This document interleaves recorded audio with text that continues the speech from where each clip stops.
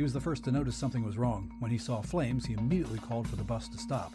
He said, quote, "It was a terrifying scene because you could see the fire on the back right tire."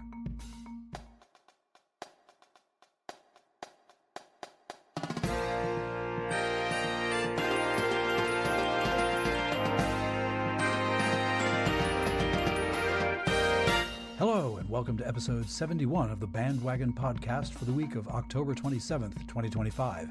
On this edition of the program, news and notes from the band world, including a lifelong marcher, a Grammy Awards semifinalist, a grateful coach, a band that is bowing out, a band that survived and thrived, a detained clarinetist, and a brief programming note. I'm your host, Rob Hammerton.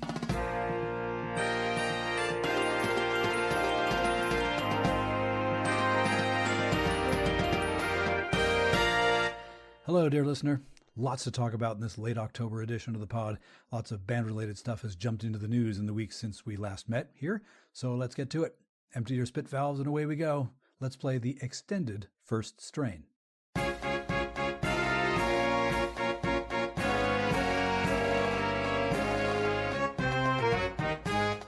In this episode's first strain, so many items of news and notes from the band world.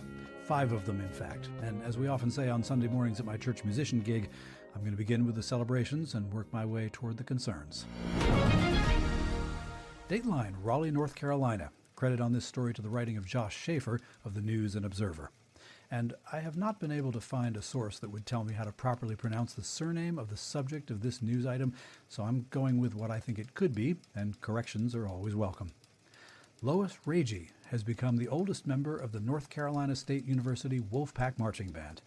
The 58-year-old mellophonist joined NC State's band last season when she started graduate school in accounting, having spent her career in finance. Ragey, a Chicago native, played French horn starting as a 4th grader and participated in band all the way through high school.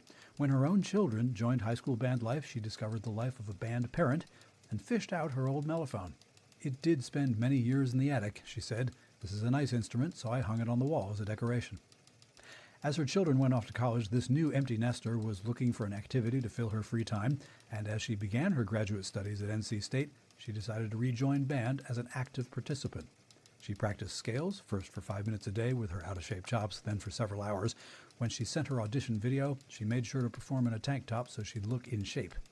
She was accepted and attended her first preseason band camp in many years. She said, quote, "It's very, very physical. I'm a runner. If I weren't a runner, there'd be no way." As a first-year player, Ragey said she surprised a few unsuspecting people, notably when she went to collect her uniform. Quote, "They were like, 'No, we need your student to do this.' There were a few kids who didn't know what to think. But we went to a bowl game, and I rode the band bus and stayed in the hotel. At one point, I was napping on the bus, and they snapped a picture and put it on Instagram. I thought, okay, I'm in." She's now in her 2nd year with the band, and for her, the thrill comes not so much from playing in front of 50,000 people, but rather from playing alongside 400 people, one horn and a big red roar. In her uniform, nobody knows she's the only player out there to make a mortgage payment, or hire a plumber, or sit on the parent side of a parent-teacher conference. Quote, "They know that I'm just a big kid." Dateline, Los Angeles, California. The Grammy Museum and the Recording Academy have announced the names of 25 semifinalists for the 2026 Grammy Music Educator Award. A total of 25 music teachers from 23 cities have been announced as semifinalists for the award. In total, over 2,000 initial nominations were submitted. The Music Educator Award was established to recognize current educators, kindergarten through college and public and private schools, who have made a significant and lasting contribution to the field of music education and who demonstrate a commitment to the broader cause of maintaining music education in schools. The eventual recipient, finalists, and semifinalists all receive cash honorariums thanks to support and resources provided by the Chuck Lorre Family Foundation, the American Choral Directors Association, the National Association for Music Education, the NAMM Foundation, and the National Education Association. The finalist announcement will be made next month. And among the semifinalists, friend of the podcast and my trio section guest in episodes 68 and 69, Newton, Massachusetts high school band director and the founder of the Jazz Hers Project, Lisa Linde. Dateline, Westwood and Norwood, Massachusetts. A bus carrying a portion of the University of Massachusetts Lowell marching band caught on fire on Sunday, October 19th, as the group was headed to a state high school band competition.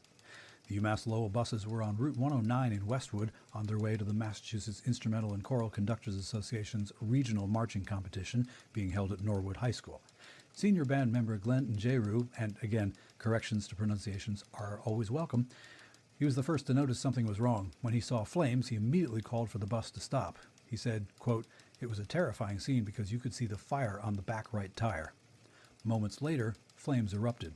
UMass-Lowell band director Dan Lutz said they were, quote, "about twice as high as the bus, and they were emanating 6 to 7 feet outside of the bus. The whole rear became engulfed." The 50 students who were on board were all evacuated safely. One student was evaluated for smoke inhalation. Firefighters extinguished the fire and saved about $100,000 worth of band equipment that was being stored in compartments under the bus, but about $40,000 worth of uniforms were lost. The cause of the fire remains under investigation.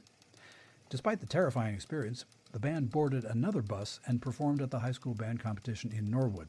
Some members were shoeless, others were in half their uniforms, and some were borrowing equipment from competing high school bands.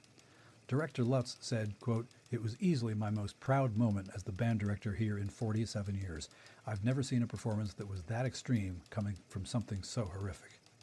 A UMass-Lowell band parent named Kristen Sardinsky McGuire posted a message on Facebook that described the day this way, in part, quote, "No warm-up, no uniform jackets, no shakos, some band members in shorts, one drummer in no shoes, one drummer in one shoe and one slipper, and a third drummer in borrowed sweatpants. And if you weren't there to witness it, you missed something special today in Norwood." The band members already on site were cheering and clapping as the bus carrying the students that were involved in the bus fire pulled into the lot to join them.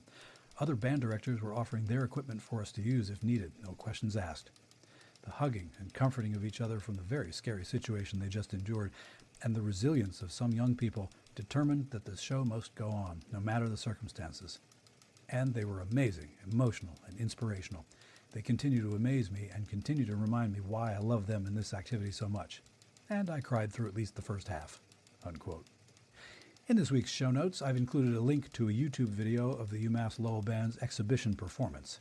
Take a look at it and see if you don't agree with me that if you hadn't known that they had only very recently escaped a burning bus, you wouldn't know it was anything other than their usual, very entertaining show.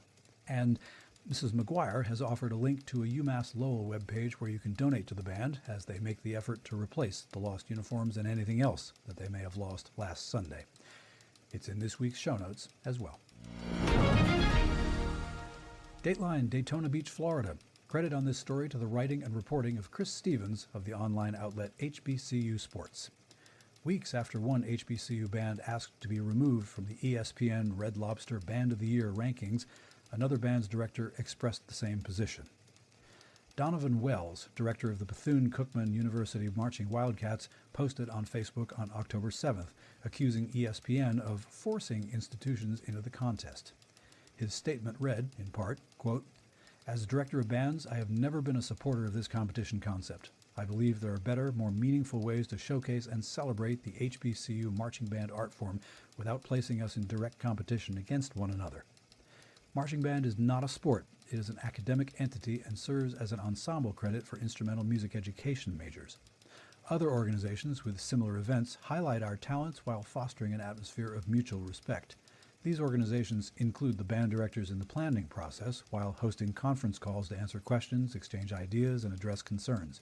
Bands must apply to participate, and if you choose not to, your program will not be included in any promotions or rankings. This level of professionalism is the standard we should expect and demand. Despite my repeated requests to exclude the Marching Wildcats, since the ESPN event's inception, my requests have been ignored. Instead, it feels as though we are being forced into participation. I cannot, in good conscience and as an educator, accept this rule of thought for the young women and men I represent in this band program. These views are mine alone, grounded in my 42 years as a music educator and band director. They do not reflect the positions of any other HBCU band director." Unquote. Dateline, Vancouver, Washington. Credit on this story to the writing and reporting of Kelly Rissman of the UK's media outlet The Independent and Sana Aljabouri of television station KATU in Portland, Oregon. 38-year-old Portland clarinetist Oriana Coral appeared in federal court on Friday, October 17th, after being charged with assaulting a federal officer near a U.S. Immigration and Customs Enforcement, ICE, office in South Portland. According to court documents, Coral was detained on the evening of Sunday, October 12th, after allegedly interfering with the arrest of another person. Court documents claimed that during her detention, she kicked and bit a federal officer. According to her family and friends, Coral was arrested while playing the theme from Ghostbusters as a member of the unprecedented brass band during a large protest outside the Portland ICE facility. The Ghostbusters theme from the popular 1984 movie features lyrics including "Who You Gonna Call?" and "If There's Something Strange in Your Neighborhood." Mike Thompson, the leader of Coral's band, said that the band's performance aimed to de-escalate tensions. Quote, "We've seen it de-escalate violent situations a few different times. I've definitely seen people stop breaking windows and start dancing instead." He continued, describing the incident, quote, "Out of the corner of my eye, I saw someone running, and then a federal officer running after them. By the time I turned around, this person had been tackled to the ground, and there was an officer on top of them. This was happening right at Oriana's feet, and they were kind of pinned against a fence," he said. Coral's husband, who has not been publicly named, recalled the lively scene that quickly transformed into what he called a frightening one. Quote, "It is a beautiful party atmosphere. Everybody's really excited. Then the band hits into Ghostbusters, and then at Ghostbusters, that's when ICE starts storming in. Why are they targeting a clarinet player? A clarinet player standing on the sidewalk far away from the street, following instructions," unquote. Footage obtained by KOIN TV in Portland showed the musician face down in the mud, with her instrument about 2 feet to her left, struggling as what appeared to be a federal agent straddled her backside. A police officer stood nearby. The video showed Coral later walking away from the scene, her arms behind her back, flanked by 2 law enforcement officers. Coral was arrested around 5 p.m., but her husband didn't hear about her whereabouts until 2 a.m. Monday. She was being held at Clark County Jail in Vancouver, Washington. Jail records show she was booked on Monday. It's not immediately clear why she was transported across state lines. In a social media post on Monday the 13th, the band said Coral was peacefully protesting. Quote, "Taking citizens out of state to detain them without charge is a new action from the feds and should be opposed," unquote. Station KATU emailed the Department of Homeland Security 3 times on Tuesday the 14th, trying to understand why Coral was charged and why she was taken to Vancouver. On October 15th, KATU received a statement from Assistant DHS Secretary Tricia McLaughlin, which read, quote, "On October 12th, federal law enforcement arrested Oriana Coral for kicking and biting a federal officer. Our brave officers are facing a more than 1,000% surge in assaults against them, including sniper attacks, cars being used as weapons on them, assaults by rioters, bounties placed on their heads, and even their families being doxxed and threatened. This violence against law enforcement must end," all caps. "We will not be deterred by rioters. Law and order will prevail." The District of Oregon U.S. Attorney's Office noted in a release that a criminal complaint is merely an accusation and a defendant is presumed innocent unless proven guilty. Coral was released on conditions pending further court proceedings. Felony assault of a federal officer carries a potential penalty of up to 8 years in federal prison. To this date, no video has emerged suggesting that Coral's clarinet playing, or that of her band, was a riot. At least not in the way that DHS spokesperson meant. And that's news and notes from the band world. If you have a news item you think should be included in this segment, send me a link via email to heybandwagon@yahoo.com. Now we'll take a quick water break and meet you on the other side with another second strain and trio combo platter, which will be a brief programming note. Hope you'll stay with me.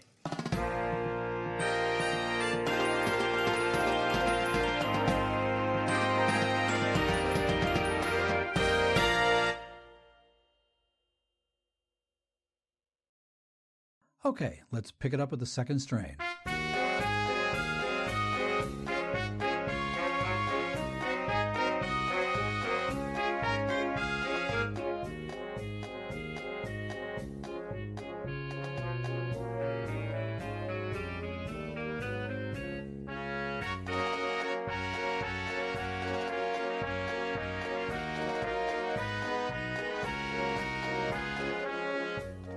In this episode's second strain and trio, and no, even though I've done this a couple of times in a row, I'm not planning on making a habit of it, a couple of notes about what I am planning instead. Bit of history here. On March 4th, 2024, BandWagon launched as a weekly podcast. And within seconds, I gained additional respect for the folks who produce weekly podcasts for me to listen to. And also, I marveled at the skills and stamina of the people responsible for the couple of daily podcasts that are part of my regular listening habits. Although it did occur to me that those folks have what are known in the business as staff. I ain't got staff. I got me. It does make production meetings easier to schedule, but during the weekly phase of this podcast's life, well, have you ever seen the vintage film of that fella on the Ed Sullivan Show, madly spinning plates that were balanced on spikes? It might as well have been me. I'm not complaining, mind you. I'm just explaining. It's not whining. It's journalism. In June of this year, I moved BandWagon to a twice-monthly release schedule, and that was mainly due to the fact that I was having a more challenging time scheduling trio section interview guests. Nobody's fault. I'm by no means complaining. But again, as I have mentioned, and as my dear listeners will have noted, in the month and a half leading up to that moment, there were a number of podcast episodes in a row that were devoted to special topics, which was a euphemism for no interview guest this week, which meant that the only voice you heard was mine. And my original inspiration for conducting a new interview every week, which was not, at the time, deeply within my comfort zone as a shy person, the reason I decided that was a good thing was that I wanted to offer a platform for other voices in the band world to be heard. I'll do the bookend news and comment features, but for 35 out of 50 minutes, let's hear someone else do their thing. And now, nearly 5 months down the road from that slight scheduling adjustment, comes another one. The BandWagon podcast will be on hiatus through the end of 2025, most likely, which is not really that long. A couple of months, maybe a shred more, depending on, well, things. Again, nobody's fault. And this time, the decision is not driven by strictly professional podcast-related reasoning. I'm just looking ahead to these particular couple of months upcoming, and given the other portions of my professional existence, the church gig especially, December's coming, but my community band work as well, December's coming, I can anticipate a lot of scheduled time being clamored for, shall we say. And as much as my patchwork quilt of a professional life, full of both substantial and gig economy scale part-time jobs, does keep a roof over my head and a pantry full of vaguely nutritional food, and it also offers me a schedule that is flexible enough that I can take care of errands and responsibilities, and I can also accept little tiny projects that could only happen during business hours. If I had a proper full-time job, or nearly, that happened weekdays from 9 to 5, it would settle things down even further. Underemployment for a lot of people makes for hardship. For me, it has been a happily double-edged sword. On the one hand, not as flush with cash as a boy can dream of. On the other hand, the schedule-related ability to say yes to a lot of things. So, there are these considerations. And there are other, less public matters and responsibilities that loom, ones that I am less likely to go into a great deal of detail about, and that will inevitably get listeners wondering and speculating about, what's really going on in Rob's life? Is he going to jail? No! It's just that, as the song goes, something's got to give, something's got to give, something's got to give. And as much as I have had a big old blast producing this podcast, I mean, hey, I got to make myself my very own jingle, and I got to pretend I was on NPR and everything. If there was a project that was going to have to take the hit, it was this one. Mercenarily, this is because professionally, it's the only thing I'm doing that makes no money whatsoever. Except perhaps for the t-shirt and hat sales, which weren't originally part of the plan anyway. It did, after all, start out as a passion project that I wondered whether might make a buck or two on the side. Maybe there's potential for that. It didn't make a buck, but undeniably it made me some new friends, some of whom are famous people. And it also gave me an opportunity to learn new things about some old friends, and gave them an opportunity to wax poetic about projects and such that they've got going on. And yeah, as the joke goes, except this one is kind of accurate, maybe it really is the friends we made along the way. I'm going on and on about this, and there's a reason for that, apart from my ironic ability to be a shy person who is also verbose. It has to do with gratitude. I've listened to podcasts that have gone on hiatus without much or any fanfare, and that sudden drop off the face of the earth has left me wondering, quoi? Not that my whole life hinges on one particular MP3 file per week, but Monday rolls around, or Wednesday, or Friday, and, well, I can be just as much a creature of habit, just as much a depender upon routines as the next fella, and it's nice to arrive at that time of the week and see a new episode sitting there, waiting to be downloaded and heard. And I'm very aware that although I don't have the thousands or millions of listeners that some other podcasters do, that's an understatement, I have, well, any listeners at all. and I am thankful. I do hear from the regulars, the dear listeners who have climbed into their cars for their Monday morning commutes, or have bookmarked the BandWagon website, or signed up with Podbean to get BandWagon howitzered into their podcast apps. And this is a lovely and humbling thing. I don't know that they're hanging on my every word, but there are those people who listen regularly enough that when we meet in person, or when they shoot me a note online, they reference some of my catchphrases. Or they send me suggestions about whom to talk with for the next trio section. They're involved enough in whatever way that I do feel a little bit of a sense of responsibility to post episodes regularly, or at least to be communicative when, for some reason, it's not going to happen. So, for November and December, he said communicatively, a hiatus. Updates to follow, news as it develops, via the podcast website or the Facebook or BlueSky or Instagram pages, they'll all stay up, or via word of mouth when we should chance to meet in person. Because word of mouth is the best communicating tool. I opted not to play We'll Meet Again or something like that in the background of this segment because this is not exactly Johnny Carson retiring. I mean, come on, a wee podcaster in his spare room with only a laptop, a microphone, and a dream. Blah. Anyway, let's observe another short break, and on the other side of that, I've got one more feel-good story from the land of band.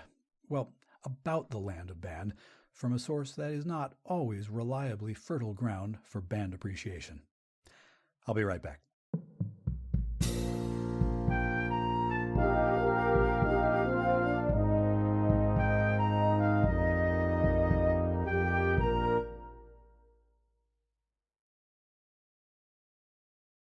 Here comes the dogfight.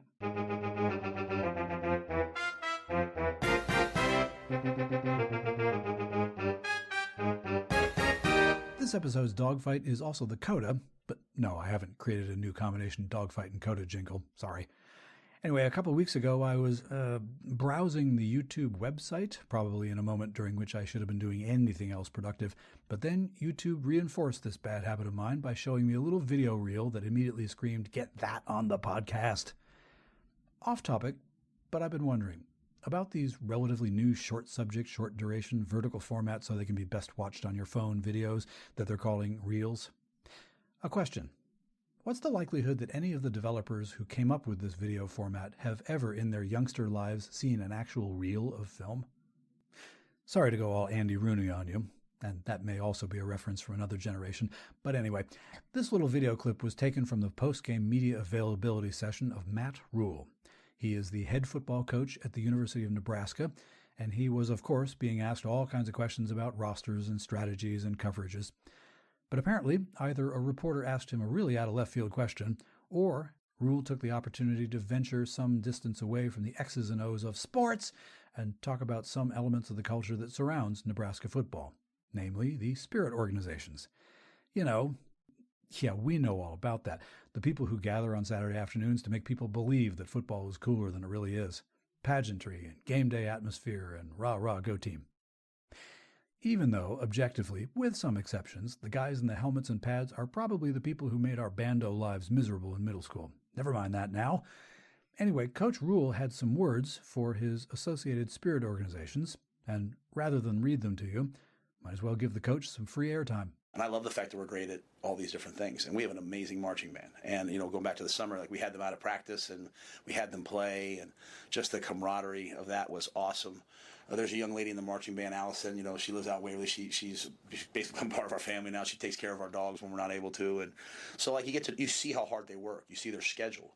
You know, it's 8 or 9 o'clock at night, maybe wishing I go out for a walk, and you can hear them practicing. They were practicing this morning, like we were waiting to talk to them, and it was cold out, man. I was out there kind of like with my hands in my pocket because they worked their tails off, right?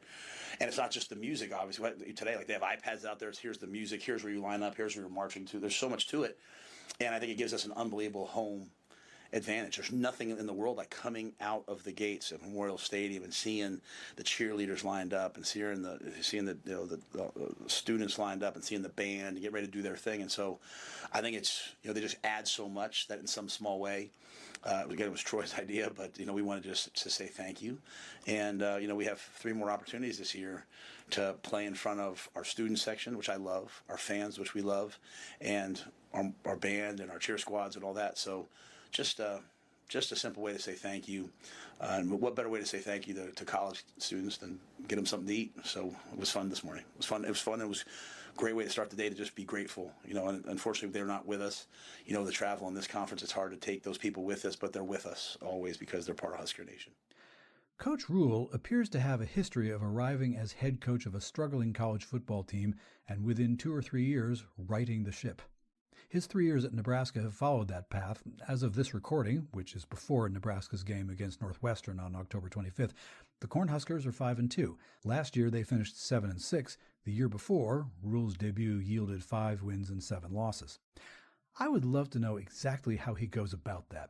Apart from figuring out where people should go on the field and what plays they should run and all that, I don't have any idea about football coaching or how football practices are organized. I'm more interested in why college football teams have gone from oh and yikes to pretty decent. Are Rule's early, slow but steady turnarounds partly caused by how he treats his players as people? Is part of that success how he treats the people at Nebraska that aren't the football team but do have a presence in the stadium on game day, who might have something to do with creating an atmosphere that is tough for football opponents to deal with? I bet we know the answer. Yeah, Coach Rule is a jock. Read his Wikipedia page. He is a jockaroo. But his sphere of awareness is at least large enough to understand that there are people around his program who don't get on SportsCenter every week, but to whom it's worth his while to pay attention. Starred thought. It doesn't cost you anything, but it makes them feel like $1 million.